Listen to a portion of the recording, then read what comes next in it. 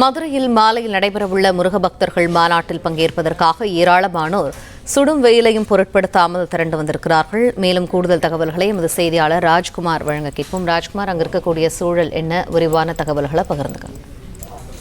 முருக பக்தர்கள் மாநாட்டு திடலை பொறுத்தவரை இப்போது அல்ல, நேற்று நள்ளிரவு முதலே அங்கு பல்வேறு இடங்களில் இருந்து வந்த பக்தர்கள் தங்க தொடங்கி இருக்கின்றார்கள்.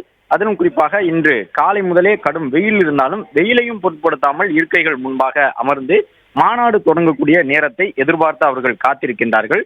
தமிழகத்தில் இருந்து மட்டுமல்லாமல் இலங்கை, மலேசியா உள்ளிட்ட நாடுகளில் இருந்தும் சில பக்தர்கள் வருகை தந்திருக்கக்கூடிய அந்த நிகழ்வுகளை காண முடிகின்றது. தொடர்ந்து ஏராளமானோர் வருகை தந்த வண்ணமாக இருக்கின்றார்கள். தமிழகத்தின் அனைத்து இடங்களில் இருந்தும் மதுரையை நோக்கி முருக பக்தர்கள் வருகை தந்திருக்கின்றார்கள். இது மட்டுமல்லாமல் அரசியல் கட்சிகளை சார்ந்தவர்களும், பாஜக உள்ளிட்ட கட்சிகளில் இருந்து தொண்டர்கள் பலரும் வந்து இந்த மாநாட்டிலே பங்கேற்கின்றார்கள்.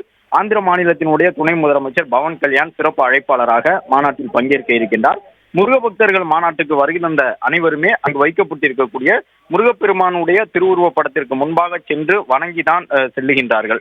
இருக்கைகளில் அமர்வதற்கு முன்பாகவே முருகப்பெருமானுடைய திருவுருவம் எங்கு வைக்கப்பட்டிருக்கின்றது என்று பார்த்து அங்கு சென்று முருகப்பெருமானுக்குரிய அந்த அரோகரா உள்ளிட்ட முழக்கங்களை எழுப்பி திருநீர் அணிந்து கொண்டுதான் மாநாட்டு நிகழ்வுகளிலே பங்கேற்றிருக்கின்றார்கள்.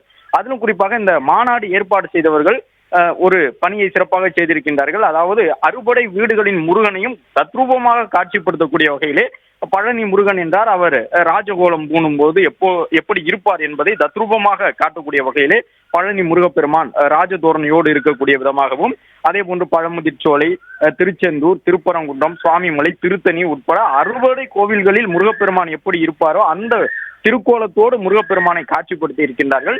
இது இந்த மாநாட்டுக்கு வந்திருக்கக்கூடிய பக்தர்களுக்கு ஒரு மிகப்பெரிய மகிழ்ச்சியை தந்திருக்கின்றது. அறுபடை வீடுகளிலும் இருக்கக்கூடிய முருகப்பெருமானில் எந்த அவதாரங்கள் எல்லாம் அவர்களுக்கு பிடித்ததோ அந்த அவதாரத்தோடு இருக்கக்கூடிய திருவுருவ படத்தை சென்று பார்த்து வணங்கக்கூடிய அந்த காட்சிகளை பார்க்க முடிகின்றது.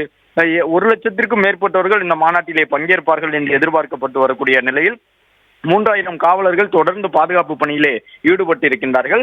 மாநாட்டுக்கு வருகை தந்திருக்கக்கூடிய அனைவருக்கும் குடிநீர் உள்ளிட்ட அந்த அடிப்படை வசதிகள் எந்த தொய்வும் இல்லாமல் கிடைக்க வேண்டும் என்பதற்காக இந்து முன்னணியினர் அதற்கான பாதுகாப்பு ஏற்பாடுகளையும் செய்திருக்கின்றார்கள். அதன்படி போதிய அளவிற்கு குடிநீர் டேங்குகள் எல்லாம் ஆங்காங்கு வைக்கப்பட்டிருக்கின்றன.